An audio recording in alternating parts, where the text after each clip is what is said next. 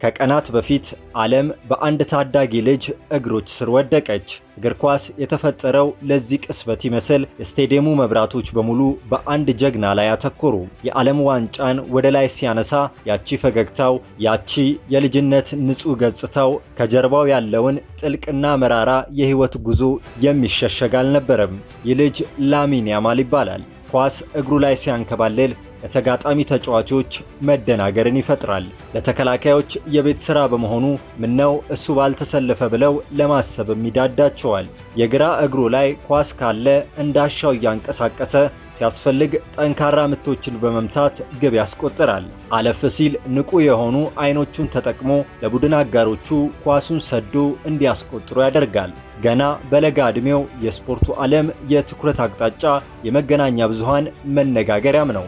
ስሙ ዛሬ በዓለም ዙሪያ እንደ ጀግና ይዘመራል። ነገር ግን ይህ ሁሉ ክብርና ዝና በአንዴ ከሰማይ ዱብ ያለ አይደለም። ይህ ታሪክ የሚጀምረው በድምቀትና በጭብጨባ ሳይሆን በስደተኞች ሰፈር ውስጥ ባለ ጠባብ ጎዳና፣ በድህነትና በተስፋ መቁረጥ መካከል በተረገዘች አንዲት ጠንካራ ህልም ውስጥ ነው። በዛሬው መሰናዳችን የዚህን ታዳጊ የህይወት ጉዞ እንዲሁም የእግር ኳስ ምዕራፎች አብረን የምንመለከት ይሆናል። እስከ ፕሮግራማችን ፍጻሜ ቪዲዮአችንን ላይክ፣ ሼር እና ሰብስክራይብ በማድረግ አብራችሁን ቆዩ። ወደ ኋላ እንመለስ። የስፔን ካታሎኒያ ክልል ውስጥ ሮካፎንዳ በምትባል አንዲት አነስተኛ የድሆችና የስደተኞች ሰፈር ውስጥ የላሚን ታሪክ ይጀምራል። አባቱ ሙኒር ናስርዊ ከሞሮኮ የተሰደደ የተሻለ ህይወት ፍለጋ ባህርን አቋርጦ ስፔን የገባ ወጣት ነበር። እናቱ ሺላ ኢባና ደግሞ ከኢኳቶሪያል ጊኒ የመጣች ነበረች። ሁለቱም ስደተኞች ነበሩ። ሁለቱም በባዕድ አገር የራሳቸውን ህልውና ለማቆየት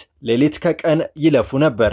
ላሚን ሲወለድ ቤተሰቡ በከፍተኛ የኢኮኖሚ ቀውስ ውስጥ ነበር። የዕለት ጉርስ ለማግኘት አባቱ በግንባታ ስራዎች ላይ ላቡን ያፈስስ ነበር። እናቱ ደግሞ በምግብ ቤቶች ውስጥ አስተናጋጅ ሆና ትሰራ ነበር። የላሚን የልጅነት ጊዜ በቅንጦት የተሞላ አልነበረም። መጫወቻው ውድ መኪናዎች ወይም የቪዲዮ ጌሞች ሳይሆኑ ከቆሻሻ መጣያ የተገኘና በጨርቅ የተጠቀለለ አንዲት አሮጌ ኳስ ነበረች። በሮካፎንዳ ጎዳናዎች ላይ ላሚን ገና በለጋ ዕድሜው ኳስን ሲነካ አንዳች የተለየ አስማት ነበረው። ጫማው ተቀዶ ጣቶቹ መሬት እስኪነኩ ድረስ ይጫወት ነበር። ሰፈሩ በወንጀልና በድህነት የተሞላ ቢሆንም ለሱ ግን ያቺ አስፓልት ሜዳው፣ ዓለሙና መሸሸጊያው ነበረች። አባቱ ሙኒር የልጁን ተሰጥኦ በጠዋት ተረድቶ ነበር። ልጄ ከኔ የተሻለ ህይወት መኖር አለበት ብሎ ለራሱ ቃል ገባ። በየቀኑ ከስራ ሲመለስ የቱንም ያህል ቢደክመው ልጁን ይዞ ወደ ሜዳ ይወርዳል። ላሚን ኳስ በግራ እግሩ ሲያንከባልል አባቱ በኩራት ይመለከተው ነበር። ጎረቤቶች ይህ ልጅ የተለየ ነው ይሉ ጀመር። ያቺ የተለየችው ችሎታው ግን ከተራ የሰፈር ጨዋታ አልፋ የዓለምን ትኩረት ለመሳብ ረጅምና አድካሚ ጉዞ ይጠብቃት ነበር። ላሚን የ6 ዓመት ልጅ እያለ የባርሴሎናው ታዋቂው የላማሲያ አካዳሚ አሰሳዎች በዚያች ድሃ ሰፈር ውስጥ አዩት። ያዩትን ማመን አቃታቸው። ኳስ ከእግሩ ጋር የተጣበቀች ትመስል ነበር። በዚያ ለጋ ዕድሜው የሚያሳየው የኳስ ቁጥጥር፣ የሜዳ ላይ እይታና ፍጥነት ከዕድሜው ጋር ፈጽሞ የማይመጣጠን ነበር። ወዲያውኑ ወደ አካዳሚያቸው ወሰዱት። ላማሲያ መግባት ለብዙዎቹ የህልም መጀመሪያ ሲሆን ለላሚን ግን የከባድ ፈተና መክፈቻ ነበር። ቤተሰቡን ያደገበት ሰፈርና ጓደኞቹን ትቶ ወደ አዲሱ ዓለም ሲገባ ገና ሕፃን ነበር። የናፍቆት እንባ፣ የብቸኝነት ስሜትና የከፍተኛ ፉክክር ጫና በየቀኑ ይፈትነው ነበር። ነገር ግን በውስጡ አንድ የማይጠፋ እሳት ነበረ። ቤተሰቡን ከድህነት የማውጣት ጥልቅ ፍላጎት። በላማሲያ ውስጥ ላሚን ከሱ በዕድሜ ከሚበልጡ ታላላቅ ልጆች ጋር ይጫወት ነበር። ሁሌም ቁመቱ አጭር፣ ሰውነቱ ቀጭን ነበር። ነገር ግን አእምሮና የግራ እግሩ ግዙፍ ነበሩ። እያንዳንዱን ጨዋታ እንደ መጨረሻው ይጫወት ነበር። አሰልጣኞቹ በሱ ችሎታ እየተደነቁ አዲሱ ሊዮኔል ሜሲ እያሉ ይጠሩት ጀመር። ይህ ስም ግን ትልቅ ሸክም ነበር። የዓለምን ምርጥ ተጫዋች ጫማ ለመተካት መሞከር ለአንድ ታዳጊ ምን ያህል ከባድ እንደሆነ መገመት አያዳግትም። ነገር ግን ላሚን ፈጽሞ አልተሸበረም። እሱ የራሱን ታሪክ መጻፍ ይፈልግ ነበር። በየቀኑ በልምምድ ሜዳ ላይ ከሁሉም ቀድሞ ይገኛል፣ ከሁሉም ዘግይቶ ይወጣል። እናቱ ሺላ ሁልጊዜ በስልክ ትነግረው የነበረው አንድ ቃል ነበር፣ የትም ብትደርስ የመጣህበትን አትርሳ። ይህች ቃል በልብ ውስጥ ታትማ ቀረች። ዓመታት ነጎዱ። ላሚን በባርሴሎና የወጣቶች ቡድን ውስጥ ተአምር መስራቱን ቀጠለ። እናም ያ ታሪካዊ ቀን መጣ። ገና የ15 ዓመት ታዳጊ እያለ የባርሴሎናው ዋና አሰልጣኝ ዣቪ ሄርናንዴዝ ወደ ዋናው ቡድን ጠራው። በካምፕኑ ስቴዲየም 100,000 ተመልካች በሞላበት ሜዳ ላይ ለመጀመሪያ ጊዜ ሲገባ ዓለም ትንፋሹን ዋጠ። በታሪክ የባርሴሎና ተጫዋች ሆኖ ሜዳ ገባ። ያቺ ቅስበት ለቤተሰቡ ብቻ ሳይሆን በሮካፎንዳ ለሚገኙ ስደተኞች በሙሉ የድል ቀን ነበረች። አባቱ በስቴዲየሙ ጥግ ተቀምጦ እንባውን መቆጣጠር አቅቶት ያለቅስ ነበር። ያ በቆሻሻ መጥያ በተገኘች ኳስ ይጫወት የነበረው ልጁ ዛሬ በዓለም ታላቁ ስቴዲየም ውስጥ እየተራመደ ነው። ከዚያ ቀን በኋላ የላሚን ሕይወት እንደ ሮኬት ተተኮሰ። በስፔን ብሔራዊ ቡድን ጥሪም ተደረገለት። የስፔንን ማሊያ ለብሶ ጎል ሲያገባ በታሪክ ትንሹ ጎል አግቢ በመሆን አዲስ ሪከርድ ሰበረ። እያንዳንዱ እንቅስቃሴው፣ እያንዳንዱ ኳስ ንክኪው በሚሊዮኖች ይተነተን ጀመር። ጫናው ከባድ ነበር። ሚዲያው፣ ደጋፊው፣ ስፖንሰሮች ሁሉም አይናቸውን በሱ ላይ ጣሉ። ነገር ግን ይህ ልጅ አእምሮ ከዕድሜው በጣም የላቀ ነበር። ጎል ሲያገባ ሁልጊዜ ጣቶቹን በማጣመር 304 የሚለውን ምልክት ያሳያል። ይህ ቁጥር በሮካፎንዳ የፖስታ ኮድ ነው። ዓለም አቀፍ ኮከብ ሆኖም ያደገበት የድሆች ሰፈር የስደተኞችን ትግልና የቤተሰቡን ውጣ ውረድ ፈጽሞ እንዳረሳ ለዓለም የሚያውጅበት መንገዱ ነበር። ሜትር ከ80 የሚረዝመው ይህ ጥበበኛ ኳስን እንደ መዝናኛ አድርጎ የሚጫወትበት መንገድ ለተመልካች ቀልብን ሳቢ ነው። ፍጥነቱ ልዩነቱ ነው። ኳስን የተረዳበት መንገድ፣ የሚያደርጋቸው የተሳኩ ቅብብሎሾቹና ከቡድን አጋሮቹ ጋር ያለው ቅንጅት እጅን በአፍ ያስይዛል። ምንም እንኳን በእግር ኳስ ልምድ ያለው አስተዋጽኦ ከፍ ያለ ቢሆንም ለማመን የሚቸግሩ ክህሎቶችን የሚያሳየው ያማል ግን በዚህ ዕድሜ የሚያሳየው ተአምር ረጅም ዓመታትን የተጫወተ አስመስሎታል። ለተጋጣሚ ቡድኖች የኋላ ዘብ ተከላካዮች በምን መንገድ ሊያዘው የሚያስብል ከባድ ሐሳብን ያጭርባቸዋል። አሰልጣኞች ያዋጣኛል፣ እንደ ካቴና መያዣ ይሆነኛል ያሉትን ታክቲክ ሲማስኑ እንዲያድሩም ያደርጋቸዋል። በእግር ኳስ ታሪክ ውስጥ አልፎ አልፎ መላውን ዓለም የሚያንቀጠቅጡና የጨዋታውን መስፈርት ሙሉ በሙሉ የሚቀይሩ ታላላቅ ተሰጥኦዎች ይከሰታሉ። ሊዮኔል ሜሲ ላለፉት 2 አስርት ዓመታት የእግር ኳስ ዓለምን የበላይነት ተቆጣጥሮ ታሪክ ሰርቷል። ዛሬ ደግሞ በካምፕኑ አዲስ ኮከብ ብቅ ብሏል። ላሚን ያማል ገና በ16 እና 17 ዓመቱ ያሳየው አስደናቂ ብቃት፣ የጨዋታ አረዳድና መረጋጋት ይህ ልጅ ከሜሲ ጋር ሊወዳደር የሚችል ተፈጥሯዊ ተሰጥኦ አለው የሚለውን ጥያቄ በስፖርቱ ዓለም አቀፍ መድረኮች ላይ ዋነኛ የመወያያ ርዕስ አድርጎታል። ሁለቱም ተጫዋቾች የተወለዱበትና ያደጉበት አፈር አንድ ነው። የባርሴሎናው ዝነኛ አካዳሚ ላማሲያ። በላማሲያ ያደጉ ተጫዋቾች ኳስን የመቆጣጠር፣ በጠበበ ቦታ ውስጥ ውሳኔ መስጠትና የጨዋታውን ፍሰት የመረዳት ልዩ ችሎታ አላቸው። ሜሲም ሆነ ያማል ይህንን ፍልስፍና በደማቸው ውስጥ ይዘው ያደጉ ናቸው።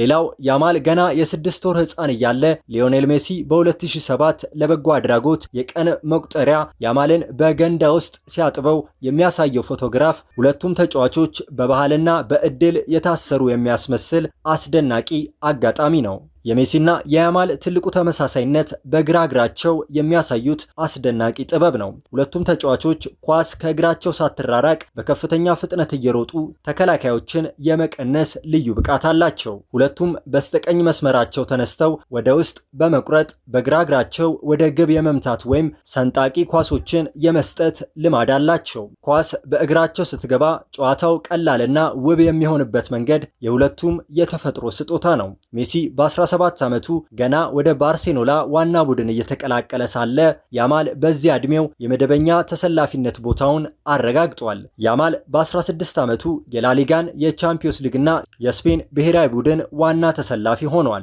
ሜሲ በዚህ ዕድሜው እጅግ ተስፋ ሰጪ እንደነበር ቢታወቅም እንደ ያማል በጨዋታ የመሰለፍ ዕድል አላገኘም ነበር። ያማል በላሊጋና በብሔራዊ ቡድኖች ታሪክ ትንሹ ግብ አስቆጣሪና ኳስን አመቻችቶ አቀባይ በመሆን የሜሲን ጨምሮ የበርካታ ታሪካዊ ሪከርዶችን በለጋ ዕድሜው ሰብሯል። ሜሲን ታላቅ የሚያደርገው ግብ ማስቆጠሩ ብቻ ሳይሆን የጨዋታው መሐንዲስ መሆኑ ነው። ያማልም ይህንን ተሰጥኦ በግልጽ እያሳየ ይገኛል። ያማል በሜዳ ላይ አይቸኩልም። መቼ ድሪብል ማድረግ እንዳለበት፣ መቼ ኳስ ማለፍ እንዳለበትና መቼ ፍጥነትን መቀነስ እንዳለበት የሚያውቅበት ብስለት ከእድሜው በላይ ነው። ልክ እንደ ሜሲ ሁሉ ያማል ተከላካዮችን ባልጠበቁት መንገድ የተቃራኒ ቡድን የመከላከል አጥር የሚሰብሩ ኳሶችን የማሳለፍ የላቀ እይታ አለው። የአንድን ተጫዋች ታላቅነት የሚለካው በታላላቅና በከባድ ጨዋታዎች ላይ የሚያሳየው ብቃት ነው። ያማል በዩሮ 2024 ከፈረንሳይ ጋር በነበረው የግማሽ ፍጻሜ ጨዋታ ከሜዳ ውጪ ያስቆጠራት አስደናቂ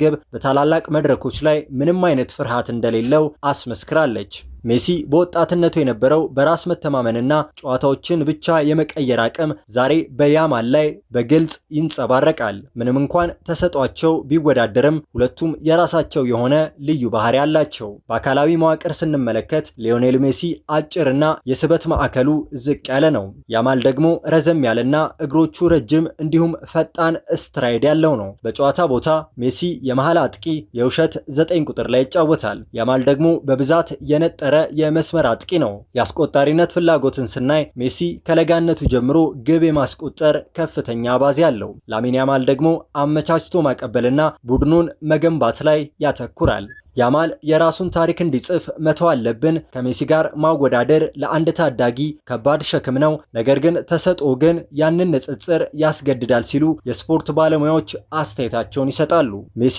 በወጣትነቱ በጉዳት እንዳይጎዳ ባርሴሎና ያደረገችለት እንክብካቤ አሁንም ለያማል ማድረግ ይኖርባታል። ያማል ረጅም የእግር ኳስ ዘመን እንዲኖረው የጨዋታዎችን ብዛት ማመጣጠን አስፈላጊ ነው። ለመሆኑ የያማል ትልቁ ጥንካሬና ድክመቶቹ ምንድን ናቸው የሚለውን እንመልከት።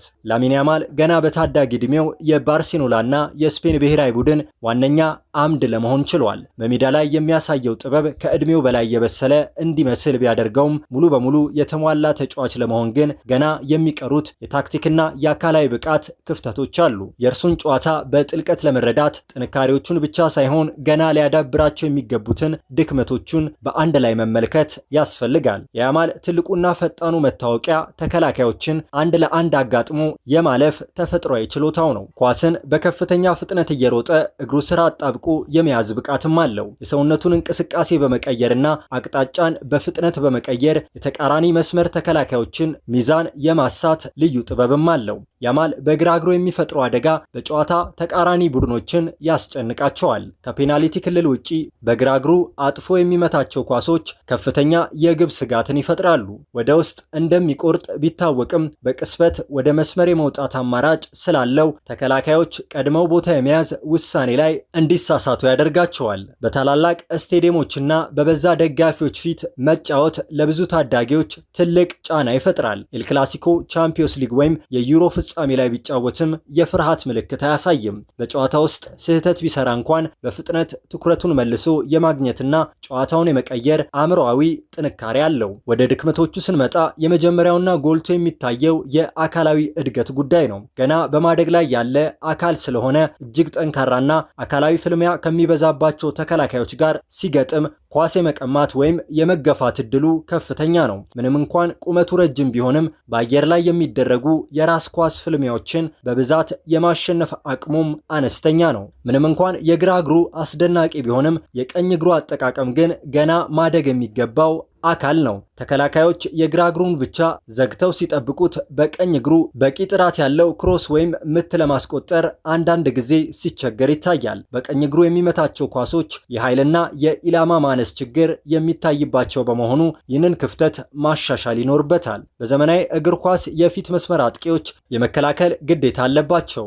አልፎ አልፎ ተቃራኒ ቡድን ጥቃት ሲሰነዝር በፍጥነት ወደ ኋላ ተመልሶ የራሱን መስመር ተከላካዮች የመርዳት ፍላጎት ወይም ፍጥነቱ ሊቀንስ ይችላል። የቡድኑ የፕሬሲንግ ስልትን ተከትሎ ኳስን ለማስጣል በሚደረግ እንቅስቃሴ ላይም የቦታ አያያዝ ክፍተቶች ይታዩበታል። ላሚን ያማል ለስፔን ብሔራዊ ቡድን ያደረገው አስተዋጽኦ ቡድኑን ወደ አዲስ አህጉራዊ የበላይነት የመለሰ ነበር። በዩሮ 2024 ሲያሸንፉ ስፔን እንግሊዝን 2-1 ባሸነፈችበት የፍጻሜ ጨዋታ ላይ ያማል ለኒኮ ዊሊያም የመጀመሪያ ግብ አመቻችቶ በመስጠት ሀገሩ አራተኛውን የዩሮ ዋንጫ እንድታነሳ ወሳኝ ሚና ተጫውቷል።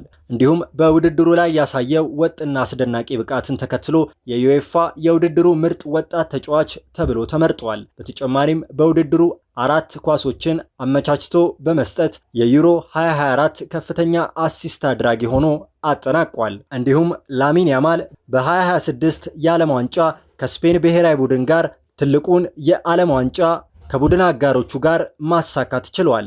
በብሔራዊ ቡድን ደረጃ በ16 ዓመት ከ57 ቀኑ ለስፔን ዋና ቡድን ተሰልፎ ግብ በማስቆጠር በሀገሪቱ ታሪክ ትንሹ ተጫዋችና ግብ አስቆጣሪ ሆኗል። እንዲሁም በግማሽ ፍጻሜው ጨዋታ በ16 ዓመት ከ362 ቀኑ ያስቆጠረው ድንቅ ግብ በዩሮ ታሪክ ትንሽ ግብ አስቆጣሪ አድርገዋለች። ግቡም የውድድሩ ምርጥ ግብ ተብላ ተመርጣለች።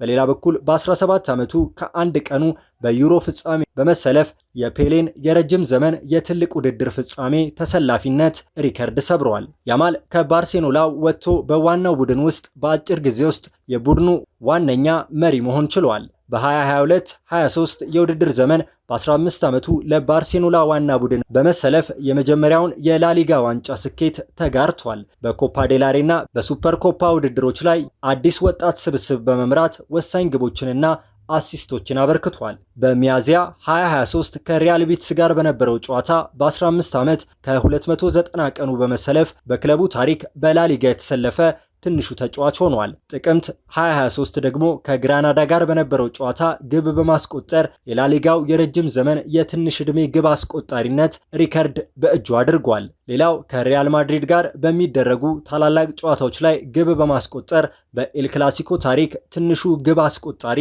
መሆን ችሏል። እንዲሁም ከኤፍሲ ፖርቶ ጋር በነበረው ጨዋታ በ16 ዓመት ከ83 ቀኑ በቋሚነት በመሰለፍ የዩኤፋ ቻምፒዮንስ ሊግ ሪከርድን ሰብሯል። ከቡድናዊ ስኬቶች ባሻገር ያማል በግል ደረጃም በርካታ የዓለም አቀፍ ስፖርት ተቋማት እውቅናዎችን አግኝቷል። በዓለም ላይ ካሉ ከ21 ዓመት በታች ምርጥ ወጣት ተጫዋቾች መካከል በግንባር ቀደምትነት ተመርጦ ከፍተኛ እውቅናዎችን አግኝቷል። ገና በ17 ዓመቱም ለዓለም ምርጥ ተጫዋቾች ሽልማት ባላንዶር ከ30 እጩዎች መካከል አንዱ ሆኖ በመመረጥ በታሪክ ትንሹ እጩ ተጫዋች ሆኗል። ስለዚህ ጥበበኛ ተጫዋች የተለያዩ አሰልጣኞችና ተጫዋቾች ሐሳባቸውን ሰጥተዋል። የፖርቱጋል ብሔራዊ ቡድን አሰልጣኙ ሮቤርቶ ማርቲኔዝ ያማል በዚህ በወጣትነት ዕድሜው ላይ ጥንካሬው በጣም ያስገርማል፣ በሀገርም በክለብም ተጽዕኖ መፍጠር የቻለ ልዩ ተጫዋች ነው ብለዋል። የባርሴሎና አሰልጣኝ ሃንሲ ፍሊክ ደግሞ በ50 ዓመታት የተወለደ ክስተት ነው፣ ሊቅና በዚህ ዕድሜው የማይታመኑ ነገሮችን የሚያደርግ ብሎታል። የአልሂላሉ አሰልጣኝ ሲሞኒ ኢንዛጊ ደግሞ ኳስ ሲያንከባልልና የፈጠራ አቅሙ ድንቅ ነው፣ በሜዳ ላይ የሚያደርጋቸው ፈጣን ውሳኔዎች በሚያስገርም ሁኔታ ለማቆም ከባድ ነው ብለዋል። የስፔን ብሔራዊ ቡድን አሰልጣኝ ሉዊስ ዴላ ፎንቴ ደግሞ እሱ የጨዋታው ኮከብና ባላንዶርን ለማሸነፍ እጩ መሆን የሚችል ነው ሲል ተናግሮ ነበር። የቀድሞ የአርሰናልና የባርሴሎና ተጫዋች የነበረው የአሁኑ አሰልጣኝ ፋብሪጋዝ እሱ በዓለማችን ላይ ያለ ባለተሰጡ ተጫዋች ነው ሲል፣ የባርሴሎና ጀግና የነበረው ሊዮኔል ሜሲ ደግሞ ያማል የሚያድግ ነው፣ በየጊዜው ጨዋታዎችን እያሻሻለ ነው፣ በዓለም ላይ ካሉ ምርጥ ተጫዋች ነው ሲል አድናቆቱን ገልጾለታል። ሌላኛው የምንጊዜም የዓለማችን ከፍተኛ ጎል አስቆጣሪ ክርስቲያኖ ሮናልዶ በያማል ላይ ብዙ ተሰጥኦችን አይቻለው፣ እናም በዚህ ትውልድ ምርጥ ተጫዋች እንደሚሆን አልጠራጠርም ብለዋል። ሪዮ ፈርዲናንድ በበኩሉ እንደ ምሳሌ ከምንጠራቸው ሮናልዶና ሜሲ በእሱ ዕድሜ ያላደረጉትን ነገሮች ያማል አሳክቷል፣ ያለ ጥርጥር የዓለማችን ምርጡ ነው ሲል አሞካሽቶታል። ያማል ገና በዚህ ዕድሜው የሚያገኘው ገቢ ጉድ ያስብላል። በባርሴሎና ሳምንታዊ ደሞዙ 270,540 ዩሮ ወይም 363,174 ዶላር ወደ ኪሹ ያስገባል። ወደ ሀገራችን ምንዛሬ እናምጣው ካላችሁ ደግሞ ከ43 ሚሊዮን ብር በላይ ይደርሳል። ከቀናት በፊት ያነሳው ያ የዓለም ዋንጫ ከወርቅ የተሰራ ኮንኮላሽ ብቻ አልነበረም። የትግል፣ የጽናት፣ የፍቅርና የማያቋርጥ የተስፋ ውጤት እንጂ። የድሃው ስደተኛ ልጅ የዓለም ንጉሥ ሆኗል። ታሪክ ዛሬም ይቀጥላል። ነገር ግን አንድ ነገር እርግጥ ነው። ላሚን ያማል እግር ኳስ ብቻ ሳይሆን የህይወትን ትርጉም በድጋሚ የጻፈ፣ በማይቻልና በምክንያት መካከል ያለውን ግድግዳ ያፈረሰ የዘመናችን ትልቁ ተአምር ነው። የተወደዳችሁ ቤተሰቦቻችን የዛሬው መሰናዷችን ይህንን ይመስል ነበር። ሐሳብ አስተያየታችሁን ኮመንት ላይ አስፍሩልን። ቪዲዮአችንን ከወደዳችሁት ላይክ፣ ሼር እና ሰብስክራይብ ማድረጋችሁን እንዳትረሱ።